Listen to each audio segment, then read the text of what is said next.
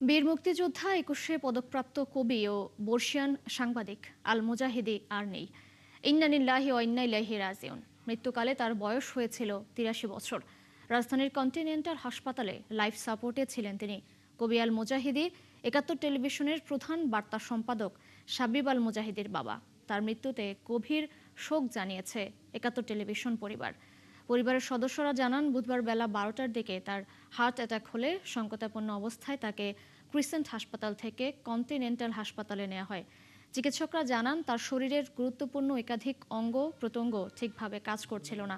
প্রায় ২ সপ্তাহ যাবৎ কথা বলতে পারছিলেন না তিনি। প্রেম, জীবন ও মৃত্তিকা আল মুজাহিদির কবিতার মূল বিষয়। কবিতা, ছোট গল্প, উপন্যাস, অনুবাদ ও শিশু কিশোর মিলিয়ে তার গ্রন্থ সংখ্যা প্রায় ১০০। সাহিত্যে বিশেষ অবদানের জন্য তিনি ২১শে পদক, জীবনানন্দ দাশ একাডেমি পুরস্কার, কবি জসিমউদ্দিন পুরস্কার, মাইকেল মধুসূদন একাডেমি পুরস্কার, শেরেবাংলা সংসদ পুরস্কার, বাসাসব কাব্যরত্ন পদক সহ বহু পুরস্কার পেয়েছেন। দৈনিক ইত্তেফাকে তিনি দীর্ঘদিন সাহিত্য সম্পাদক ও জ্যেষ্ঠ সহকারী সম্পাদকের দায়িত্ব পালন করেন। তিনি ১৯৪৩ সালের ১ জানুয়ারি টাঙ্গাইল জেলার নারুচি গ্রামে জন্মগ্রহণ করেন।